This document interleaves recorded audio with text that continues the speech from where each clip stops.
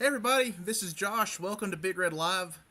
Tonight we're going to be talking about week one of high school football as we are officially reaching week one of the high school football fall schedule. Kicking off Thursday with the JV schedule and then followed up by Friday night football with the varsity teams. We're excited to be able to talk about some football tonight and look forward to week one. A lot of new things coming to the Big Red Sports Network this year, so we're going to talk about that in our first segment. First off, once again, I'm your host Josh. We're going to be joined again this year by Coach Tom Harper. However, this episode tonight, Coach Harper could not make it because of technical difficulties, and this is actually take two because I had my own technical difficulties because I myself did not realize I was muted for about 6 minutes of the last show. So there we go, showing me I'm a little bit human there, and it just shows that even when Coach Harper's not here, he's definitely missed. Before we get started with tonight's show, we're going to talk about our sponsor of Big Red Live. Our sponsor is presented Big Red Live presented by Burke Heating and Air. Since 2011, Burke Heating and Air has been the trusted source for HVAC repair, maintenance, and installation in Burke, Caldwell, Catawba, Lincoln, and Alexander counties. We thank them for the support of local athletics as well as the Big Red Sports Network. A lot of new things we're going to be doing this year on the Big Red Sports Network platform, but a lot of things are going to be returning from last year as well. First things first, we're going to talk about our Pick'em Poll Challenge, which will be sponsored by Blue 42, Countryside Barbecue, and B-52s. How do you enter, you may ask? Well, the other night we posted a poll with 15 games going to be around the area for the high school football slate. All you simply have to do to enter is just comment down your picks for week one games. It's basically, this or that. And there's a weekly deadline. The weekly deadline will be Friday at 5 p.m. So we currently have the poll open right now. If you want to go participate, make sure to go put your entries in for that this week. The cutoff will be 5 p.m. on Friday nights. And how we determine the winners is based on how many correct picks there are. The person with the most correct picks will be the winner.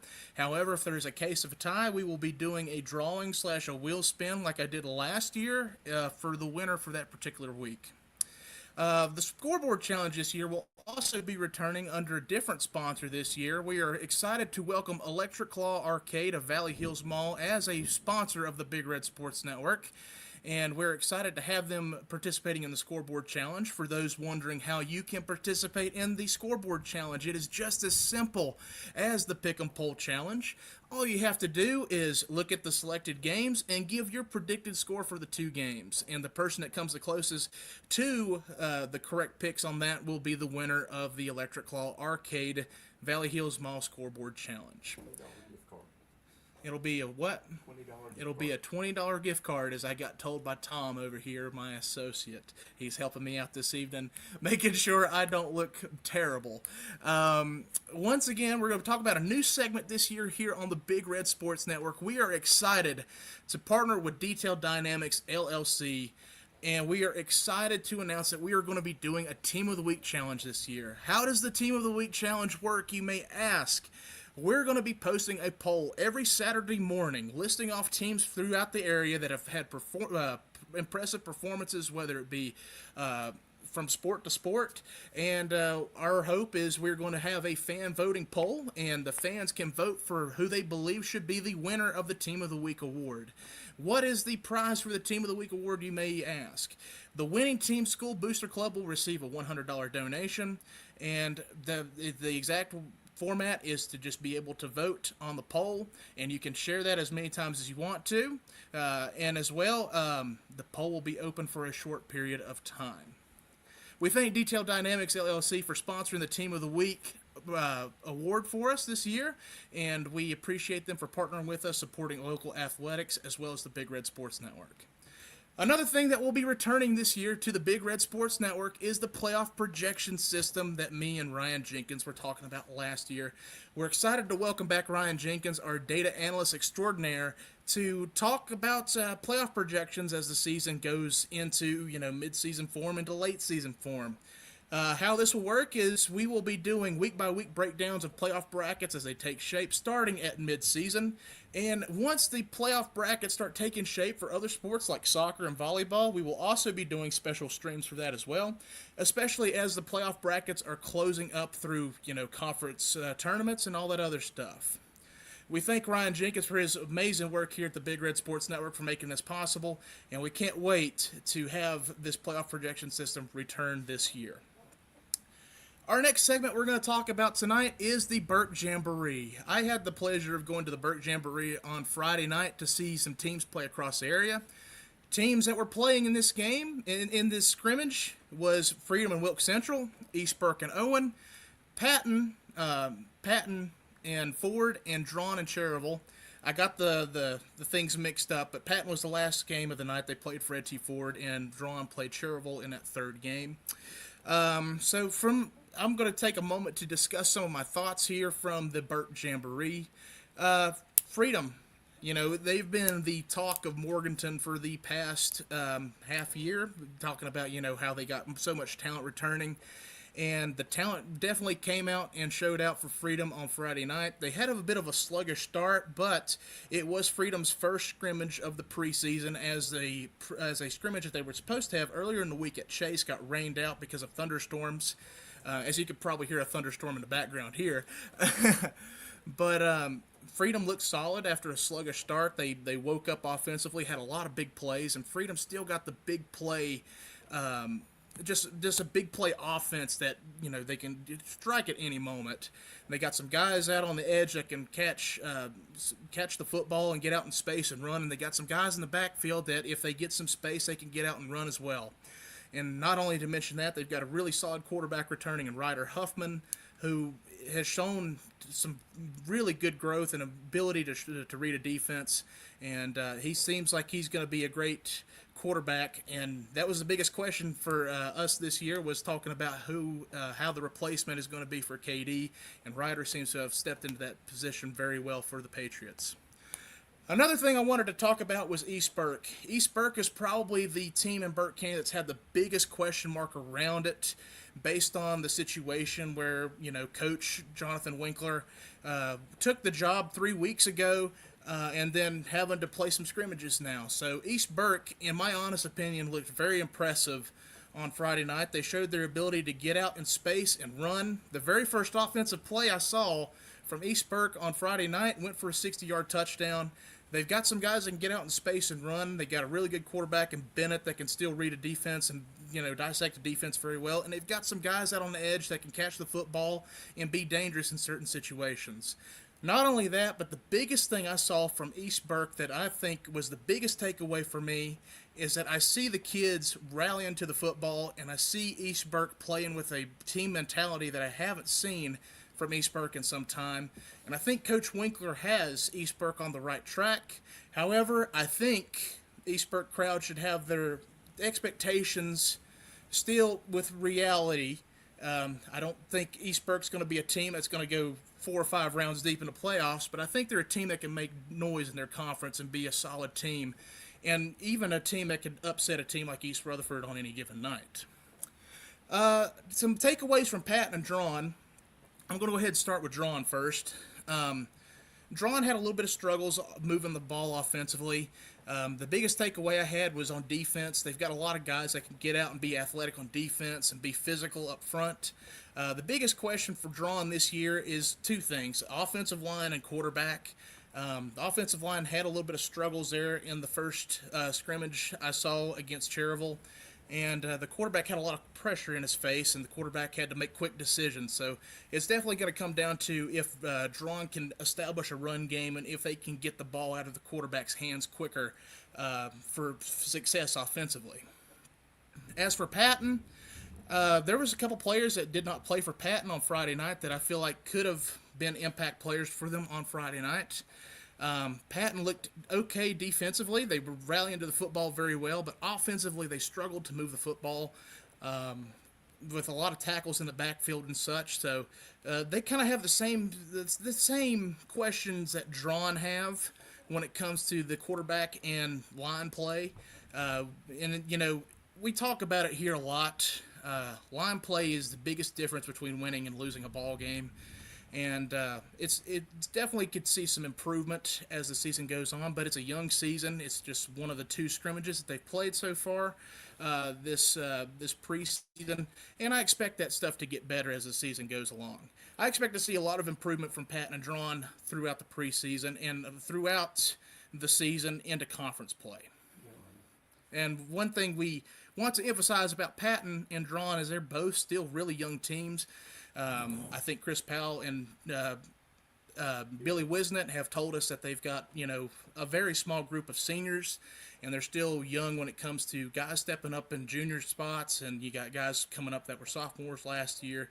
So expect a lot of growing pains from Draughn and Patton this year. Expect to see a different team by the end of the season. And expect to see a different team by the end of the season as well. One thing we want to talk about is some of the other teams that we saw there at the Burke County Jamboree. Wilkes Central looks to be a tough and physical team up front. They are a ground and pound team that I've really enjoyed watching, actually, because they play that old school football that you like to see, the old ground and pound game, and they've got a lot of athletes out there that can get out and run, and they've got a couple guys in the trenches that could get in between the tackles and run for the physical gains. So I saw a couple guys from Wilkes Central getting in between the tackles, getting physical for decent gains as well. For Owen, I was pretty impressed with Owen's ability to spread the ball around offensively. They were not only able to run the football very well, but I was able to see them get out and throw the ball across the field a few times and actually show a little bit of misdirection as well.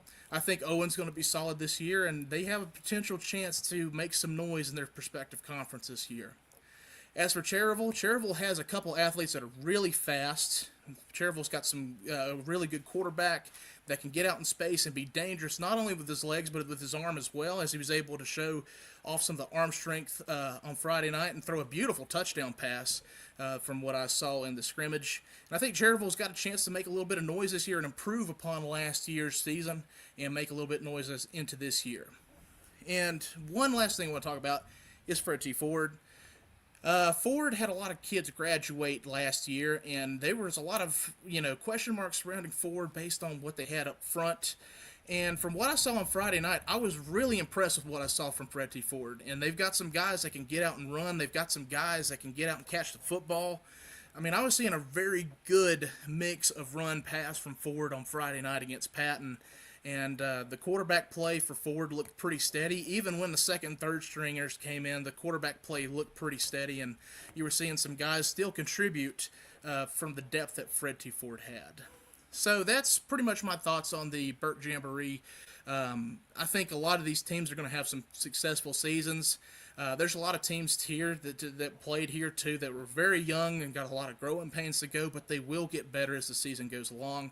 It just takes some time and patience and just being able to be coached up to get to that point. So the next thing we're going to do is we're going to look at our Week 1 matchups. I have them here right here too, and reminder, we will be doing our pick'em polls for this week. So for those of you that are just joining now, the pick'em poll is currently live right now, and if you want to participate in it, all you have to do is just go and select your winners for the games.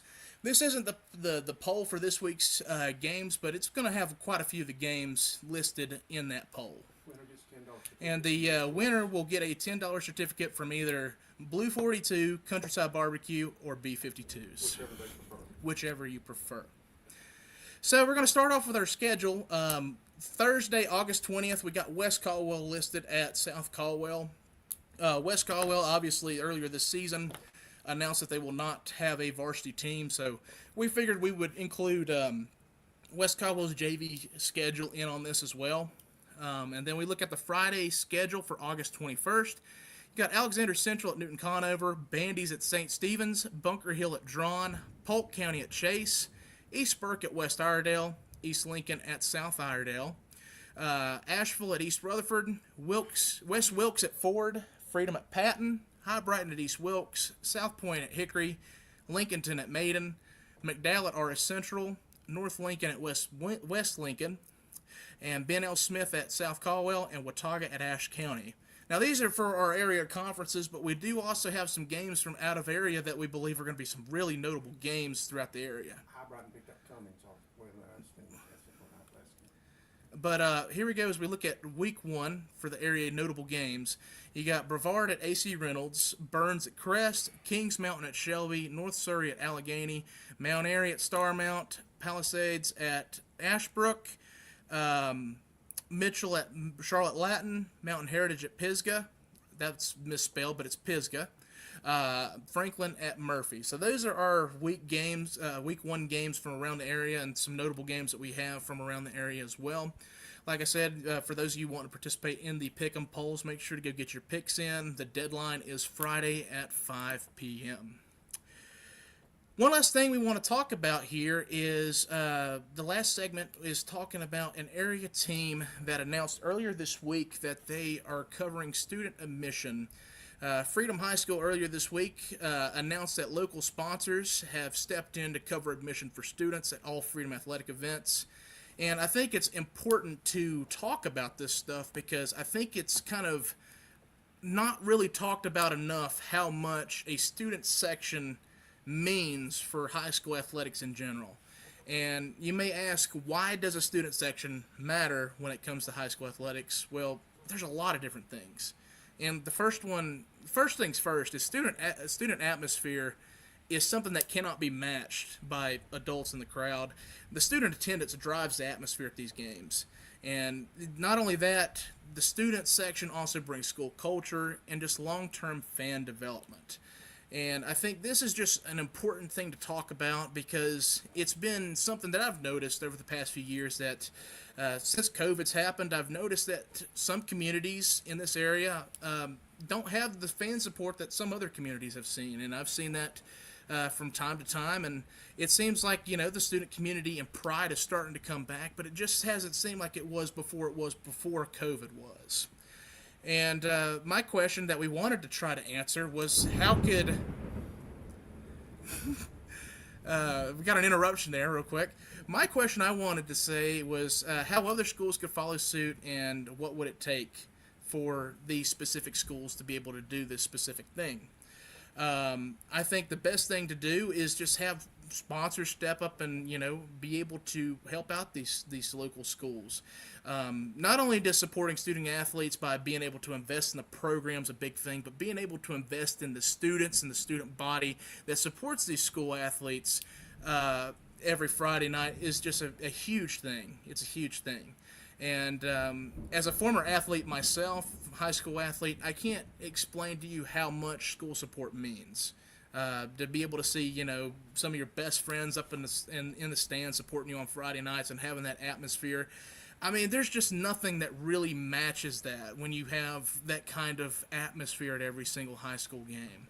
So just the number one thing to talk about is just like how these schools can follow suit. And there's just been other ways that other schools have done this. Like some schools have offered where students pay a certain amount to get a year-long pass to go get into these schools for any athletic event. So, there's definitely some different things that can be done to get around the specific problem that's been generated because one thing we don't mention is that students don't have the financial situation to be able to go to these games every single week, given that the conference prices are the way they are. You got to pay $10 a game to get into some places, and sometimes a little bit more, a little bit less. But when playoff time does come around, you have to pay significantly more to go to playoff games. So that's just my thoughts on the situation as we head into week 1, and I definitely hope that we can find some solutions for this and get some more students out to support our student athletes. The last thing I want to do is recap what we talked about tonight. So we talked about what's going to be new here this year on the Big Red Sports Network. We talked a little bit about what to expect from the Big Red Sports Network this year. We talked about the Burke Jamboree, wrapped that stuff up, and then talked about the Freedom student admission stuff and how other schools can be able to participate in such things. So that's the last thing I had to talk about tonight. So I appreciate everybody for coming on and talking and joining in and being able to watch what we're doing here tonight for the podcast. Thank you very much for tuning in and supporting the Big Red Sports Network. We will be back next week at the same time, but it'll be 7 o'clock on Mondays for the upcoming week, and we'll recap week 1 scores, look forward to week 2, and we'll talk about some of the storylines from the games around the area. So thank you very much for tuning in this week for our Week 1 preview, and we look forward to seeing y'all next week. Thank you, everybody, and good night.